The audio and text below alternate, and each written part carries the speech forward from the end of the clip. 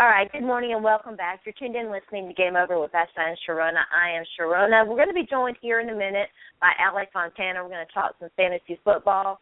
Allie is out on the best coast, the West Coast, and I'm sure she'll be calling in just any time now. So that's what have you been up to? We haven't had a chance to really chat. I know that you've been very busy. What's been going on with you?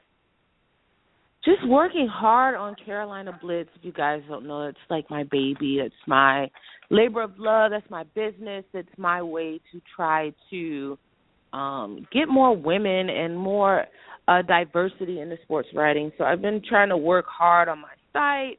I actually have two writers who cover Triangle area sports. So we've gotten credentialed through UNC and NC State and Duke. So I have players that are covering their football games, and I'm trying to keep the content on the site interesting and updated and fresh. And so that's been a lot of work. I'm also doing Monday. I'm trying to bring like a Monday night football watch spot here to Charlotte. So that's something else that I'm working on is securing a venue, and it's going to be Carolina Blitz brings you Monday Night Football in the Queen City. So stay tuned for that. I'm going to make an official announcement coming up soon. I just need to solidify things with the venue and the management there. So that's basically it. Just trying to grind, trying to do what I can, and trying to be successful at doing what I love. What about you? Your radio shows are off the hook, Sharona. Like, you found your call. This is your calling. I know. I love it. It's a lot of fun. I did miss doing this show with Vashti, and I knew that she was busy. I didn't want to be out here. I was like, I'm going to text Vashti and just see if I know she's really busy, and But yeah, it's a lot of fun. Back Talk with Sharona is going extremely well. It sort of cuts into the time that I get to write, which I don't like, because I do enjoy writing, but I enjoy that show, and it's a lot of fun. I need to get you on there and let you talk about Carolina Blitz. I'm so proud of you for all of that and how well it's doing, and for everything that you do. It's just such a pleasure to know you and to be able to do this show with you. But I think we're joined now by Allie, another woman who's rocking it out in the business. Allie, is that you? It is. How are you guys this morning? We're great. How are you? I'm fine, thanks. A little worn out after the game last night. I know. Watching, recapping, trying to make sense of it, but otherwise doing well. It was really a crazy game, a close game. I think that. We'll get into that. We're going to talk about that. But before we get into all of that, let's talk a little bit about you. Tell everybody out there who you are and where you write, and we'll let you do this again, by the way, at the end, and where they can find you on social media. Okay, well, this is actually starting my seventh season as a fantasy analyst. I've worked for the Fantasy Fix, Bruner Boys Fantasy Football. I've written for USA Today. I'm losing track of all the things that I've done. Football Diehards. Published in a lot of different fantasy magazines.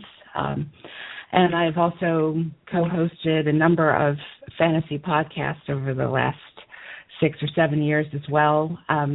This year I'm doing a lot of guesting, which I'm happy to do.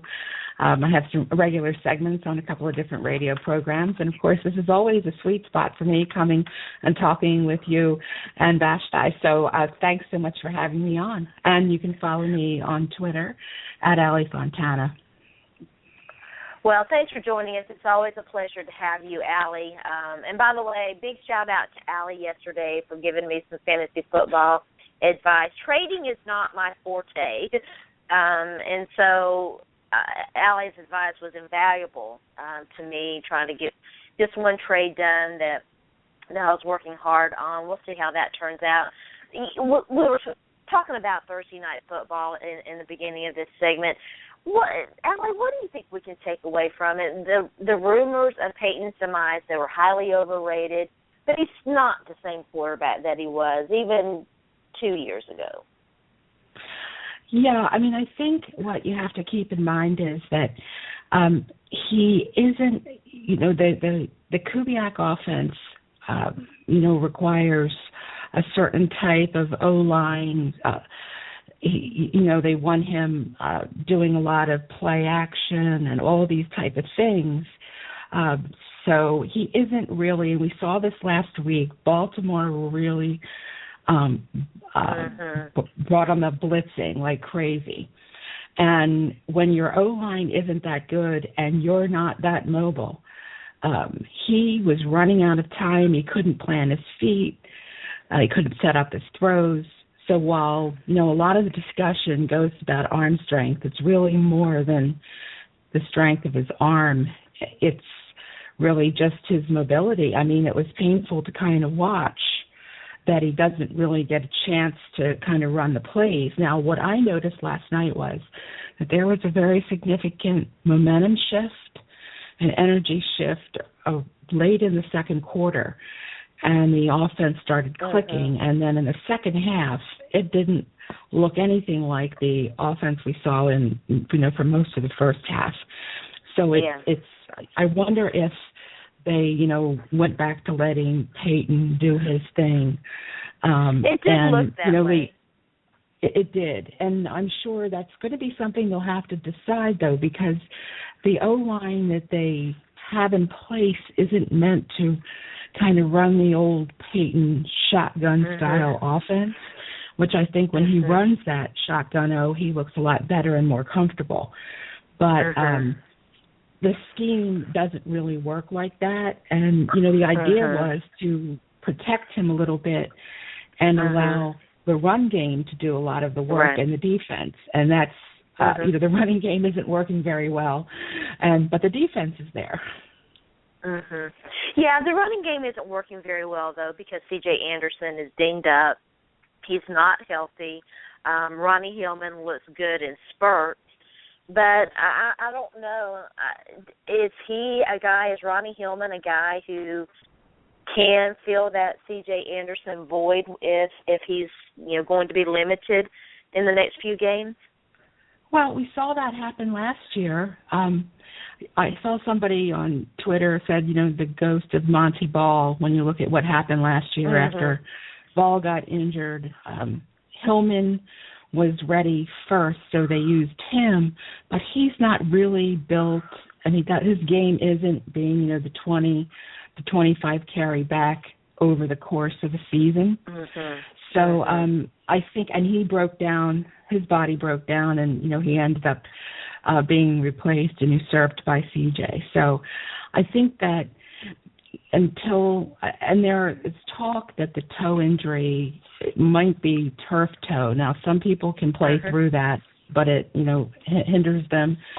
And we did see that. Painful. I think a lot of it's, yes, exactly. So it becomes a pain management issue. We've also seen people sidelined for an extended period of time. So what I'm saying is that I think that if those players play, unless you're doing, because honestly, when you look at it, CJ had 12 carries for, I think, 37 yards and a long of 14. And then Ronnie Hillman was 9 for 34, so they really there wasn't a great, disparity there. It's not like Ronnie outplayed CJ significantly last night, but I think it's something you monitor. I think that if you're in the market to kind of pick up a player on the cheap, C.J. Anderson owners, there will be some panic out there. He's kind of a good buy low candidate if you're on the acquisition side of things.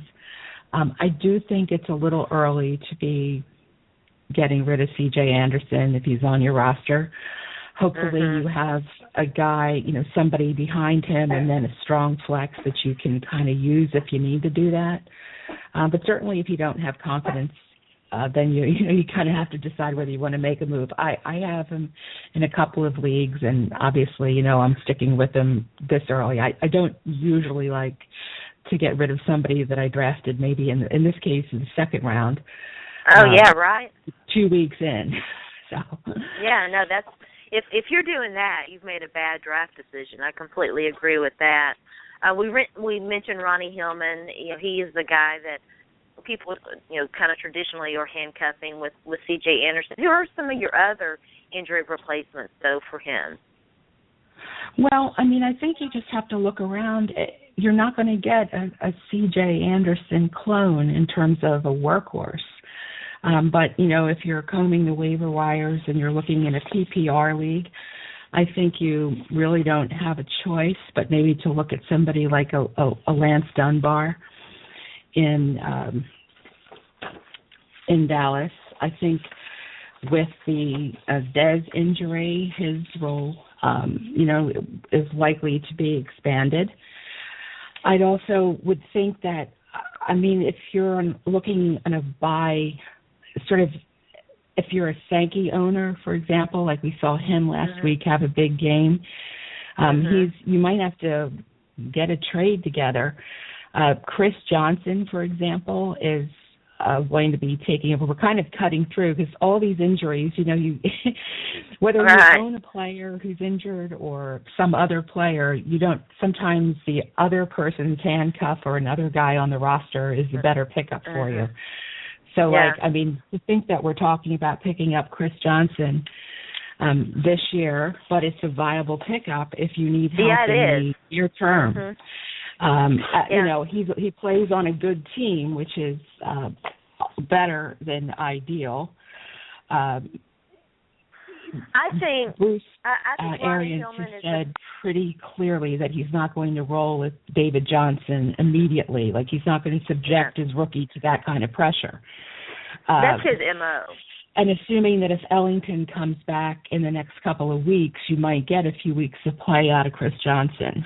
So I think if you need a short-term bridge gapper for CJ, I'd maybe look at Chris Johnson. If you have time to wait and you're looking for kind of a person that might really start stepping it up in the second half of the season, I personally would rather have David Johnson. But again, it varies if you have an immediate need versus somebody that you're kind of building a stronger roster for the second half. And I also just say to everybody, check your waiver wire for discarded players, because I logged on to one of my leagues the other morning and I really thought I was dreaming. Someone had dropped Tyler Eifert. No way. So I wanted to get in this league, and I didn't get him in this particular league, and I immediately pounced on that. I mean, come on, dropping Tyler Eifert after a big game like that, it made absolutely no sense to me. No sense. Yeah, I people always do take the waiver wire things like too. that. And Duke Johnson, he had a rather quiet beginning, so he's another guy that I really like over the long term. But Sankey, coming off a good game last week, he should have another. It depends if Tennessee can. I'm sort of not prepared, and I know you know a lot more about the Tennessee Titans than I do. I'm not prepared to anoint the Titans like a great road team yet. After destroying the Bucs last week. Yeah. But Sankey might be a guy that you could negotiate a trade for, at least with Cobb out. It looks like they will be using Terrence West, though, as maybe kind of the hammer. So there's a lot of shared carry situations. So like I said, sometimes you have to find, I use the term a Mr. Right Now with these players. You need somebody that can bridge a gap for you while, let's say, your earlier draft picks gain momentum. Yeah, speaking of Andre Ellington, I own him in a lot of leagues. He was treated, this is kind of Bruce Arians' MO. He eased Andre Ellington in, and he's going to ease David Johnson in. This is how I see the CJ, the Chris Johnson, Ronnie Hillman thing. I think at this stage in their careers, Ronnie Hillman is a better back than Chris Johnson. But unfortunately, I think that Chris Johnson is on the better team. And so you might see, you might see better stats. It's a real dilemma, though, because you don't know. What we've seen from Chris Johnson hasn't he's been very up and down. His tenure with the Jets wasn't that great. He looked a little motivated. He's looked a little more motivated. Like I said, I'm not ready. We can't forget the last couple of years. But I think he still has maybe, I read something where he said about getting shot, he really thought his career would be over, that he'd never get another chance. So maybe that was some sort of, aha moment for him. Like I said, I don't know. I'm not expecting the world, but I do think and let's face it, the Cardinals offense really depends on Carson Palmer staying healthy. Oh, yes. Which is all what happened last year after he went out. It was a disaster on many levels. It was. So it definitely as long was. as he's healthy, we'll be in a lot better shape for any of your fantasy assets on that team. Yeah, I couldn't agree more with that. Big news, it looks like Arian Foster is set to return earlier than anybody initially anticipated. Probably won't play this week, might play next week. What is your take on Arian Foster, and what should owners do with him? Well, I'm laying out the welcome mat in any league where I own him. Yeah, right. Including just you, I have him and Le'Veon Bell. So week 3 could be a big cause for celebration. I think the thing about Foster, and we've seen this over the years, when you I didn't actually draft him earlier in the season, but once the injury happened and then his draft stock fell, if he was sitting there, in the 6th round, 7th round, 10th round, I got him in a lot of 10th rounds. And then one in one of those 36-round drafts that I happened to look and see, he was still there in round 27. Wow.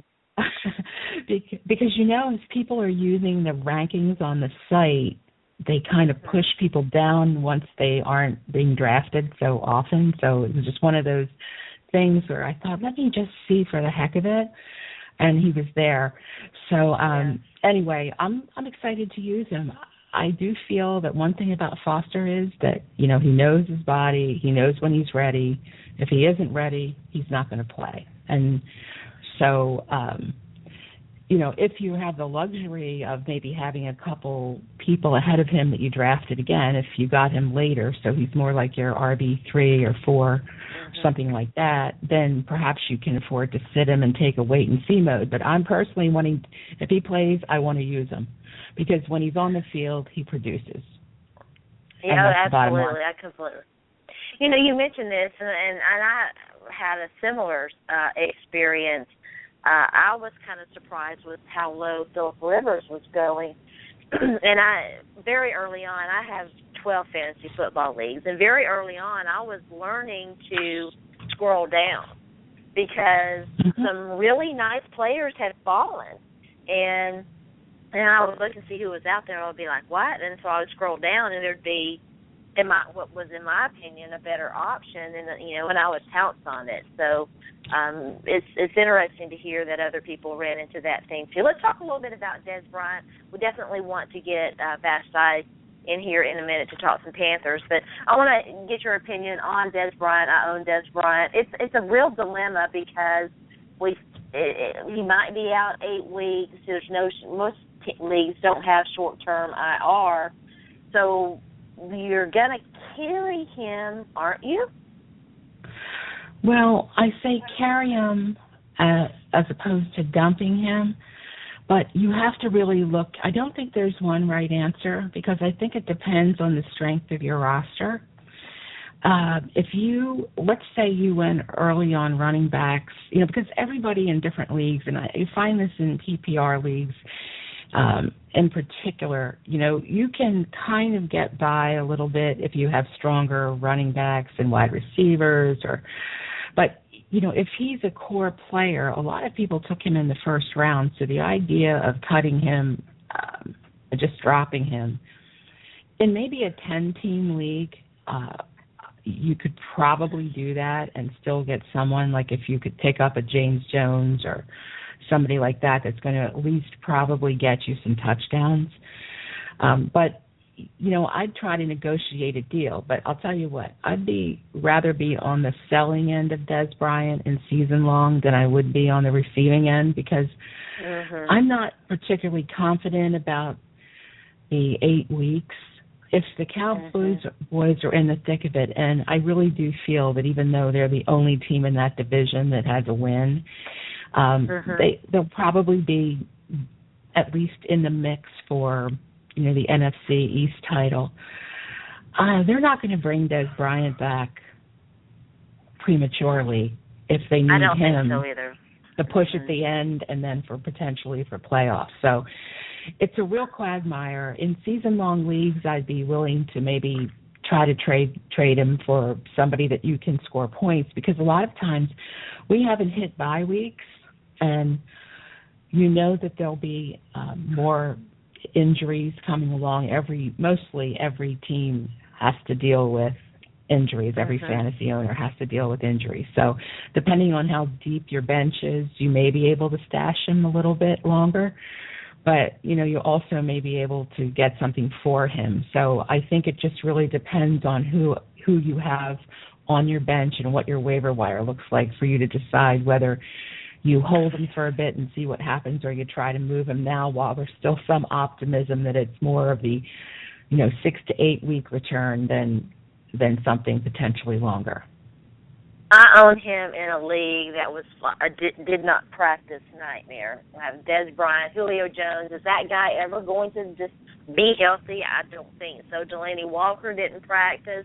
Andre Ellington didn't practice, and Jonathan Stewart. So it was kind of a bit of a dilemma for me. I already own some Cole Beasley. Do you think that Cole Beasley or Terrence Williams will be able to pick up that slack?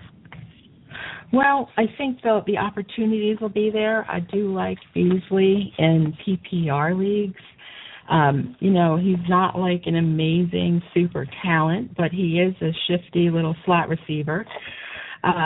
He had 6 targets last week and 4 catches for 49 yards, but I do imagine his role is going to grow. And I can sort of foresee a little bit of dink and dunk in the Cowboys' future, moving down the field with Beasley and Jason Witten. And then I think originally I had maybe Beasley for 50 to 60 catches with Dez in the lineup. So that number could go up a bit in PPR leagues. And if you're in a deeper league, like a 14-teamer or more, he'll be particularly valuable. And Terrence Williams is an interesting guy. I mean, he certainly has talent. He's a bit of a boomer bust type player, though. And his production in the past has often been dependent on touchdowns. And if he doesn't touchdown, he's likely to get a touchdown. You can be looking at a lot of, 3 for 45-yard type of days, or 50 yards and everything like that. So I would say that I'd make sure if either of those guys was on a waiver wire, I'd be looking to snap them up. I can't imagine. Williams seems to be drafted. Beasley was probably available in a lot of at least 12-teamers, certainly 10-teamers. But Williams may be less likely on the waiver wire, so you might want to maybe negotiate a trade for him. And, the other thing that's a little complicated is that their run game is still to be determined. I thought that Randall looked better last week than I expected, but I don't think that it's, he's a lock to be the lead guy. I do think, as I said earlier, that they will use Dunbar. McFadden's already been pushed down 3rd on the depth chart, although, again, depth charts are very organic. And then we haven't seen Kristen Michael yet. So he's still an X factor to me. I've picked him up. I'm not expecting the world, but if I had somebody at the end of my bench that I was really lukewarm on, or, I just was somebody expendable and I needed maybe a little bit of juice in my running back stable, I picked up some shares of Kristen Michael just to see. He's kind of like a Bryce Brown type to me. Tons of talent, It's really a mental type of thing, mastering the fundamentals and being willing to, kind of master the game that is not just what you physically do as a running back. So, but, he's in New Digs with an opportunity, and he won't be asked to do the same things that he was in Seattle, because their O-line is a lot worse than the Dallas O-line. So I have some hope there. Yeah, I picked him up, too, in a couple of leagues for similar reasons. I'm going to go ahead and let Vasti get in here and ask you some Panthers questions. Hey, Allie, thanks for joining us. Of course, I'm in Carolina country. Big news. Panthers will have a task taking on J.J. Watt and the Texans this weekend.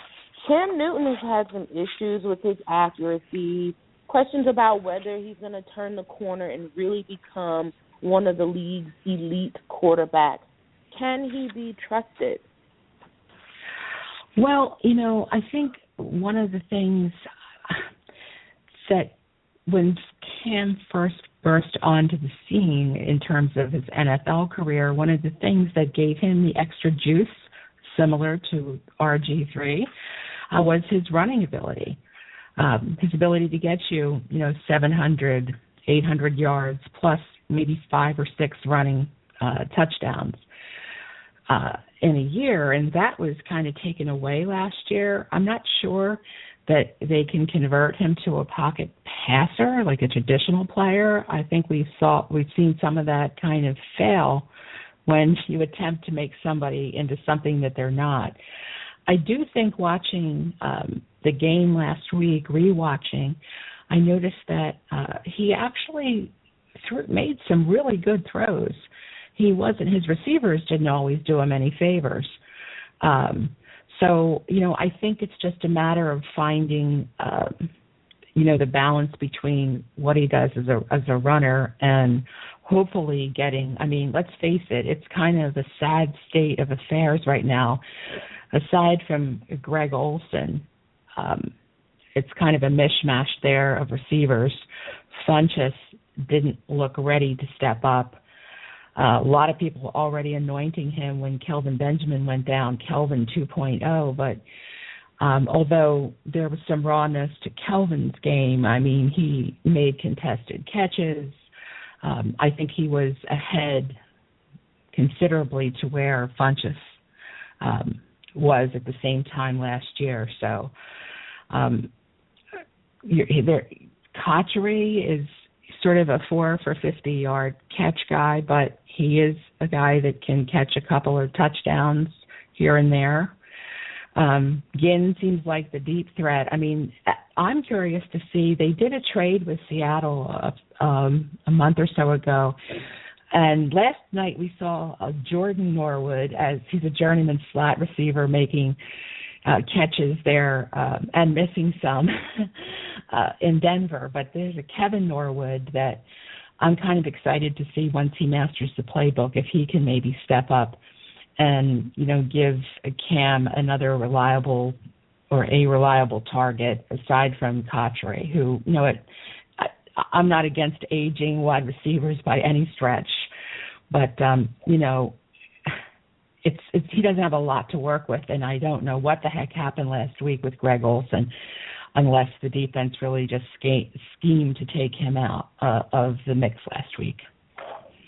Yeah, it's a sad state of affairs regarding the receivers here in Carolina, and, we were all waiting on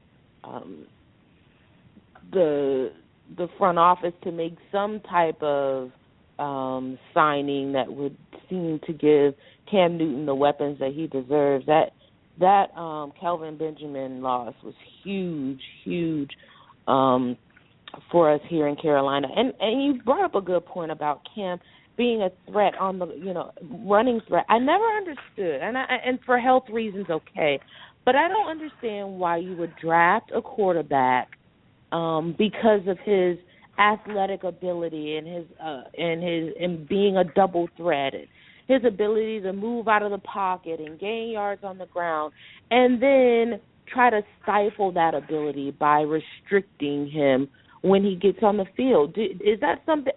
Maybe you could help me understand that. Well, I mean, I think a few years back when it seemed to work, I mean, after the RG3, breakout season as a rookie, Russell Wilson can scramble, Cam Newton, a lot of people were sort of like, it's the running quarterback, that's the wave, but this is a passing league. So when you draft a player that isn't necessarily his forte. Now, bear in mind that, RG3 had a decent arm, a good arm.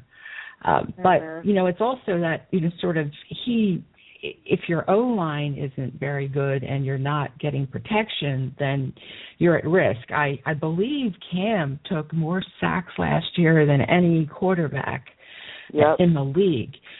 So, that was an issue. And I think last year they wanted to kind of protect him. So that's where we saw maybe his stock, his fantasy draft stock drop this year, because you can't count on those, those rushing yards and the rushing touchdowns. So I think it's just a decision that a team has to make about what kind of, quarterback they're drafting, and does it fit the scheme and what they want to do. Now, it's interesting because Mariota has mobility, but he's also but he looks like he's been very well coached so far, and he has that football intelligence that some things you can't teach. It's just sort of there, and it's just part of who the person is, and so I think that he looks markedly better than maybe a lot of us expected, making the transition from the type of offense he ran in college to, a pro-style offense.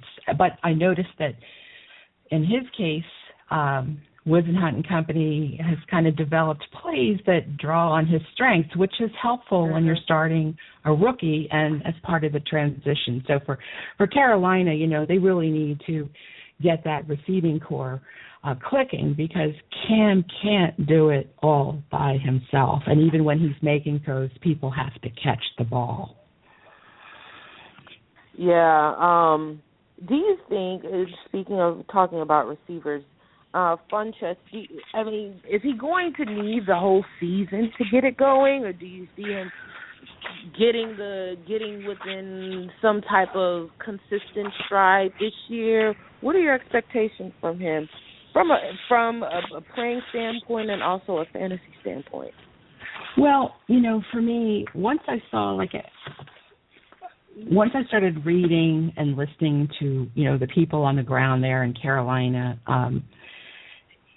I kind of always felt like if you drafted him as a wide receiver 4 or 5, you were that was the right zone for him. You used to be able to draft Devin Funchess in the 11th, 12th, 13th round. Then once the Cam injury started, the Kelvin injury occurred, he was going in the 9th round. And by the time we were getting closer to the start of the season, people were drafting Funchess as their second or third wide receiver in some cases, which is enormous pressure for your roster. So I still think that, we're early on. Repetition and on-field experience can start to click, but he might not be a guy who gets you more than maybe 500 or 600 yards this season, maybe 7 if he really makes a shift in the second half. But I don't think you can use him until we actually see him do something. It's a very risky proposition. I mean, when I get a lot of sit-start questions and I see, Devin Funchess in the mix, and there are other players who are more guaranteed to get you points that week, it's just that it doesn't make any sense. Now, Jonathan Stewart, he sat out of practice on Wednesday. Yesterday, Coach Rivera said it was a vet day. Yesterday, he was full contact practice. He's now, with Jangelo Williams gone, he's now Carolina's featured back. How do you think he'll do in that role? Where would you place him on your fantasy team? Well, I drafted, I haven't drafted Jonathan Stewart in 4 years, but I did pick him up in some leagues this year. And I think that he's comfortably a running back 2 most weeks. And depending on the opponent and his health, he could get you some RB1 upside, like I said, depending on the matchup. If in a PPR league you want to see him more involved in the passing game, like this week, for example, I have him as a running back 2, so I have him at 17 against Houston, like 70 yards, and then another, 18 to 20 catching 3 passes. And, he has a chance to score. So, he's a mid-range RB2, and I don't have an issue using him as long as he's healthy. Some of these guys, you use them, if you draft them, use them while they're still, healthy. And for a person that's had as many injuries as he had over the years, he does know what he's doing. I think the rest days are kind of normal for some of these guys, these vets in the league. I don't read too much into it. The Lesean Mccoy injury, taking him out of practice because his hamstring felt tight is a little bit scary if you were a McCoy owner. But for the Jonathan Stewart, it seems a little par for the course. So use him this week as an RB2.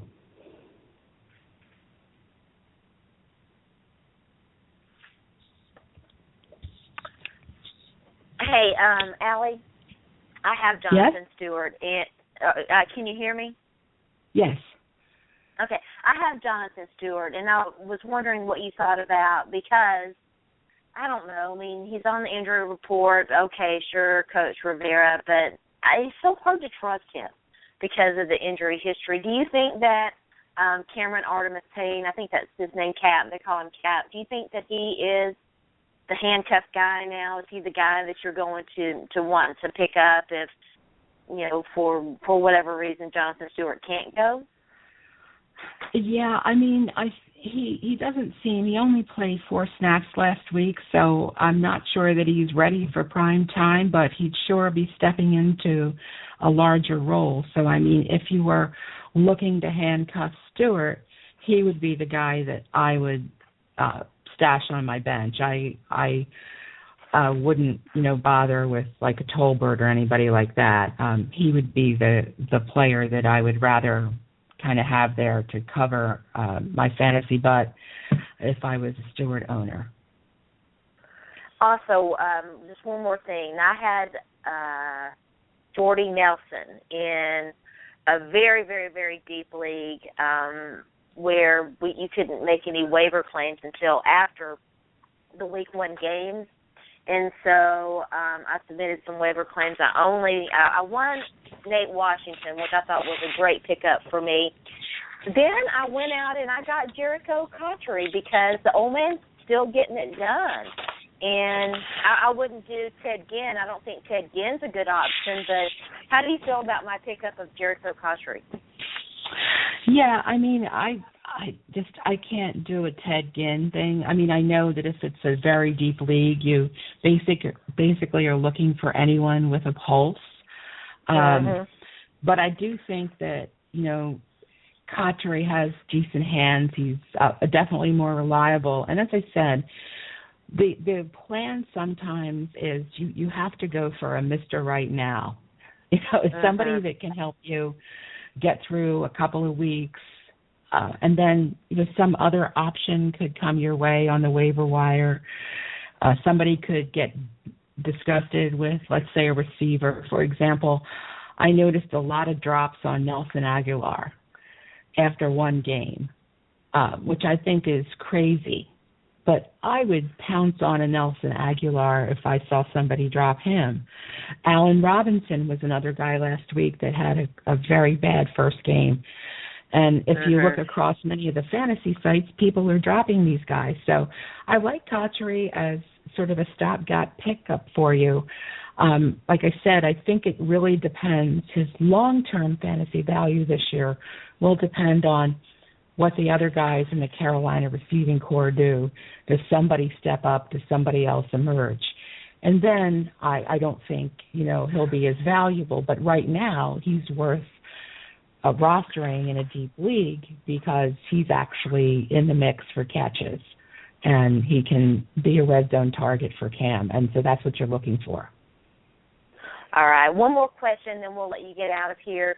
Who are your waiver wire studs and duds right now? Well, I mean, if you're looking, if I drafted like a quarterback, I mean, I do think we saw some recovery last night from Peyton, but I'd be wanting to have an upside backup on my roster maybe. I do like Marcus Mariota this year. I do not think that you can count on, they're not going to play the Buccaneers every week. But as I said, I think he showed enough that he's sort of an intriguing fantasy commodity for the rest of the season. And, he has that upside. I also think, a Tyrod Taylor could be interesting for fantasy owners. If you have a solid guy, or let's say this week, if you have a guy that you're a little nervous about, like a Matt Stafford, you might want to kind of, look on the waiver wire to see if there's someone that you can kind of step up and get him. I do like in the running back category, we didn't talk about him earlier, but it's always risky going with a Patriots running back. But I do like Deion Lewis this week and as a potential flex option going forward for PPR formats. And then some guys, it's really about not liking waiver wire guys. It's just recognizing that they're kind of stash and hope types, or maybe they're not going to get you much. Like, for example, if you lost a running back this week and D'Angelo Williams is sitting on the waiver wire and you need someone for week 2, and I'm not talking about as a Le'Veon Bell owner, but, I don't think his matchup this week will be quite what we saw last week against the Patriots, but he showed that he still has plenty of juice left in his legs. So again, it's kind of like grab him now and then recognize that his value going forward may not be, what you're looking for. Yeah, it's interesting. I don't mean to interrupt you, but big news just came across. Yeah. Big news just came across the Twitter wire, the Twitter Fantasy Football wire. Johnny Manziel is going to get the start versus the Titans. So Marcus Mariota is probably a good play this week.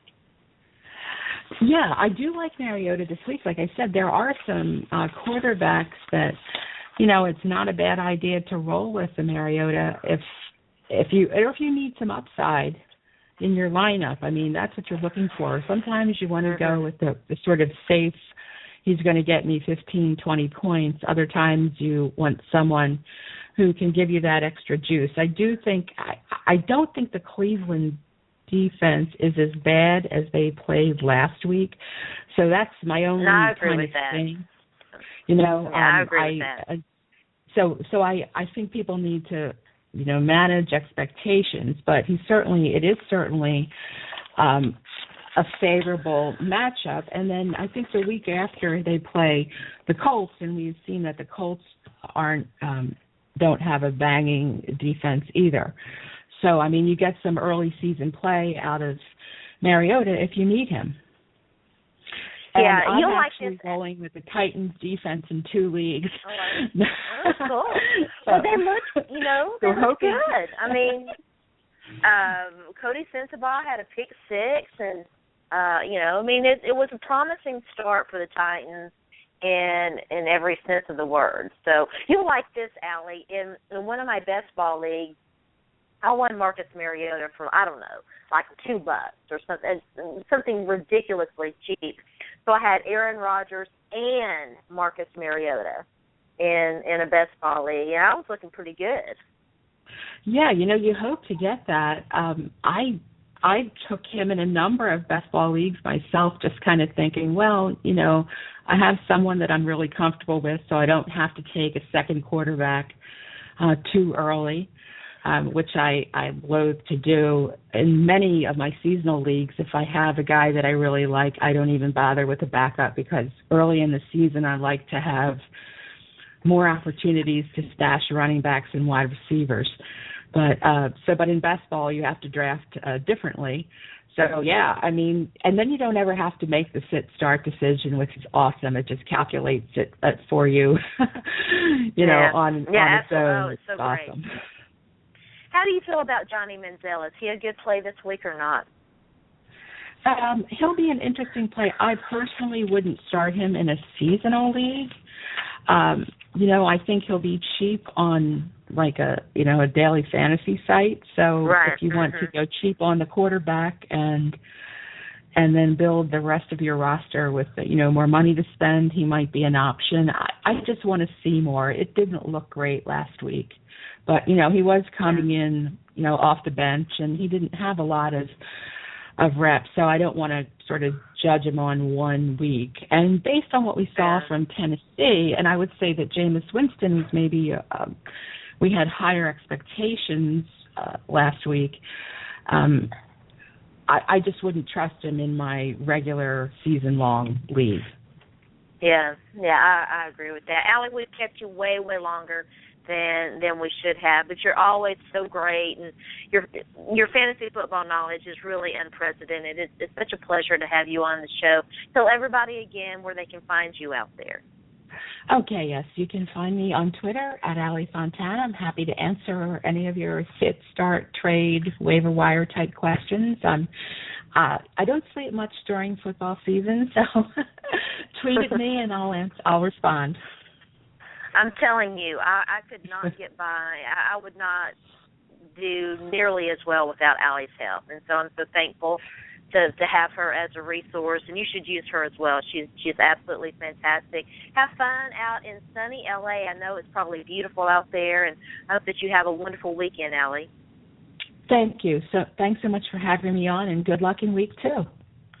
Thanks. You too. All right. Have a good weekend. All right. You too. All right, that was Allie Fontana with your fantasy football fix, one of our favorite fantasy football analysts out there. Vast, are you still with me? Yes, I'm here. Okay.